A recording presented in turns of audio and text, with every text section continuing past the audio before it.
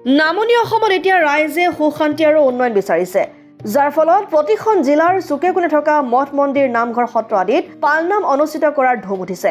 একেদৰে বঙাইগাঁও জিলাতো এইকেইদিন পালনাম অনুষ্ঠিত কৰা পৰিলক্ষিত হৈছে।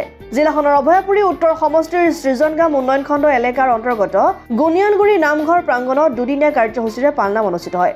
বৃহস্পতিবাৰে অমৃত গগৈ বাপৰ পৰিচালনাত বন্তি প্ৰজ্বলন কৰা হয় আৰু মুকুন্দ ৰায়ৰ বাপৰ পৰিচালনাত অধিবাসৰ নাম প্ৰসংগ অনুষ্ঠিত হয় আৰু শুকুৰবাৰে পুৱা 5 বজাত জাগৰণ আৰু 7 বজাত মুকুন্দ ৰায় বাপৰ পৰিচালনাত যুগল প্ৰসংগ আৰু দীনেশ ৰায় বাপৰ পৰিচালনাত ভাগৱত পাঠ অনুষ্ঠিত হয়। আইসকলৰ নামৰ পিছত অঞ্চলটোৰ জ্যেষ্ঠ নাগৰিকক সম্বৰ্ধনা জনোৱা হয়। ইয়াৰ পিছতে পালনামৰ বীৰনাম আৰম্ভ হয়। উক্ত অনুষ্ঠানত চিৰাং জিলাৰ পৰা আমন্ত্ৰণ কৰি অনা বড়ো জনগোষ্ঠীৰ বিনাপানী মহিলা নামৰ দলে ৰাইজৰ প্ৰশংসা বুটলিবলৈ সক্ষম হয়।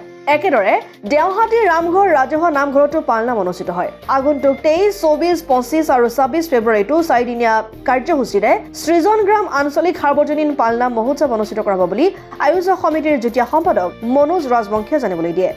বঙাইগাঁৱৰ পৰা প্ৰফুল্ল কুমাৰ দাসৰ ৰিপৰ্ট, অসম আদিত্য।